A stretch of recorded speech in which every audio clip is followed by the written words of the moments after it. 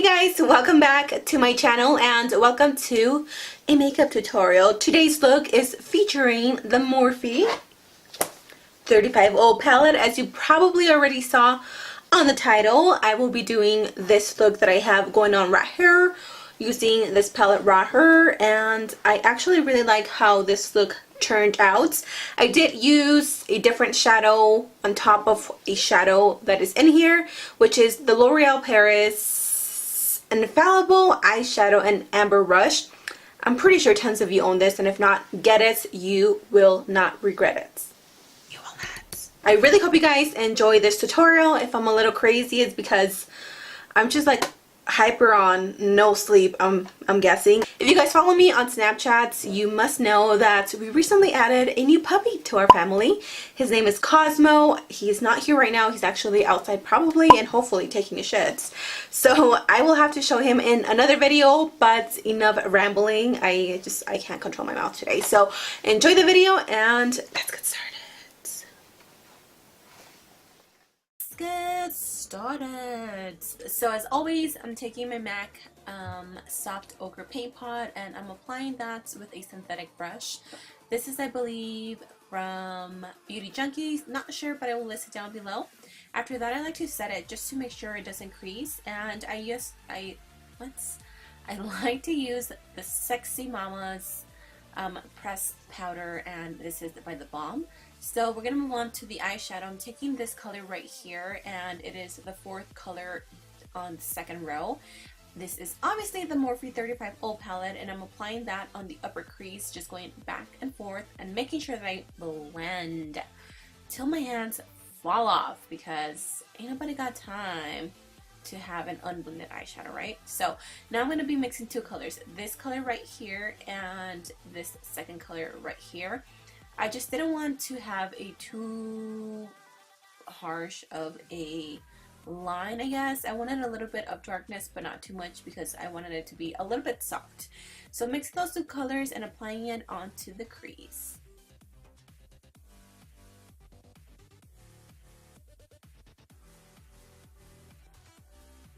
Now I'm going to take my favorite blending brush ever. This is a Beauty Junkies tapered blending brush. You guys, this brush is amazing. I took it with me to Mexico and that is all I use. I just loved it. And I do pick up those colors back and forth and reapply them just so I can get enough eyeshadow on this brush. I'm going to pick up that orangey-ish color. It reminds me a lot of Chickadee by Makeup Geek, and I'm applying that to the upper crease. I just wanted to add a pop of orangey nuts onto the lid, so I applied a little bit of that. Now I'm going to apply this shimmery, like pink champagne color, and I'm applying that with a synthetic brush. I did go in afterwards and I actually wet my brush with a setting spray, because it wasn't intense. So I made sure that I applied it all over the crease, and I'm almost doing like a cut crease, but it's a sloppy one. So I'm applying that all over and making sure that I pat it. I'm taking this L'Oreal Infallible eyeshadow, and it is in the color Amber Rush. As you can see, it is a little bit darker than the color that I applied. You can totally skip this step, but I wanted a little bit more pink in there, so I applied that on the top, and again I did use it wet, and I just love this color. For my face, I'm using this Nivea Men Shave Balm, and I've tried it a few times, and I'm just like back and forth. The first time I tried it, it made me break out, and then the second time it didn't, and then the third time it did. So this time it actually didn't make me break out, and I do like it. I'm using my favorite foundation. You guys already know, I can't put it down. This is like my holy grail, my ride or die. This is the Makeup Forever HD Stick in Y405. I really like it, and I just love how it matches my skin tone like perfectly.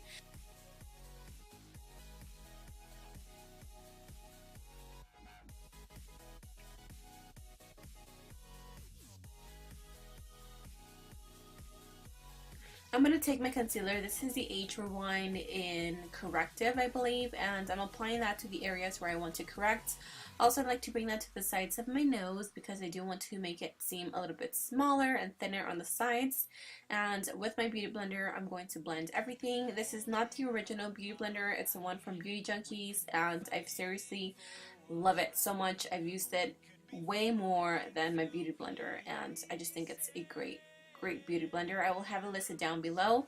And then after that, I'm going to set my concealer. I'm not going to do any baking today. I just really wasn't feeling it. So I'm taking the RCMA No Color Powder and I'm setting that underneath my eyes just to prevent any creasing.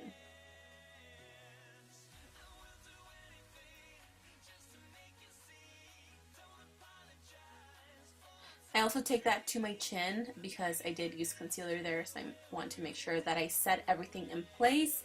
If you guys have this powder, let me know what you guys think. I really like it. So after that, I'm taking my Studio MAC pressed powder in NC42. It's a tiny bit dark, but if I use just a tad bit, you really can't tell that much. So I'm applying that.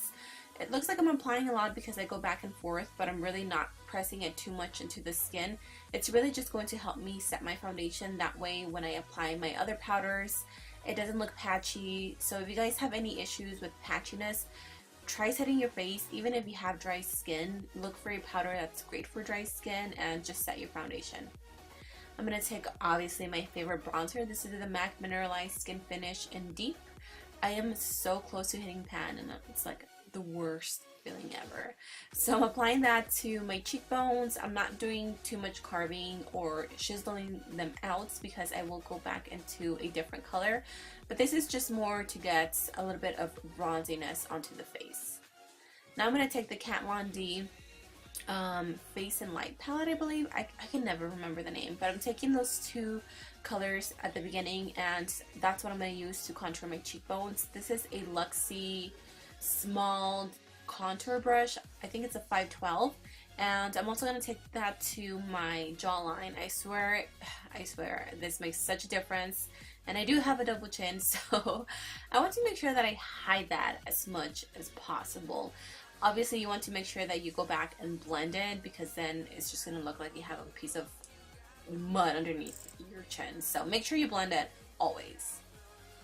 I'm going to take the Makeup Geek blush. I know that I said that I wasn't going to like it because of the color, but I really like it. So I'm going to take that in this whole blush brush and I'm going to apply that to the apples of my cheeks.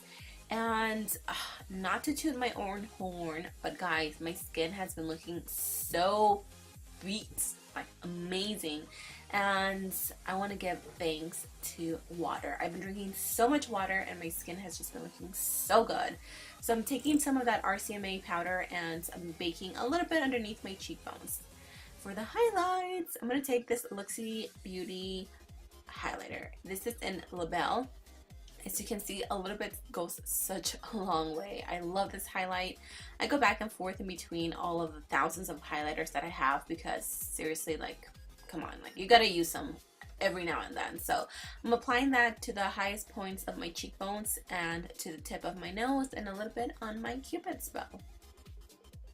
For lashes, I'm going to use these by Coco Lashes in the style Queen Bee.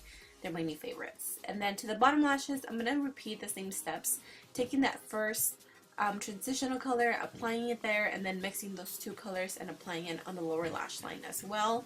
And again, when you're doing the lower lash line, if you want to really blow it out and smoke it out, just make sure that you go back and forth and blend.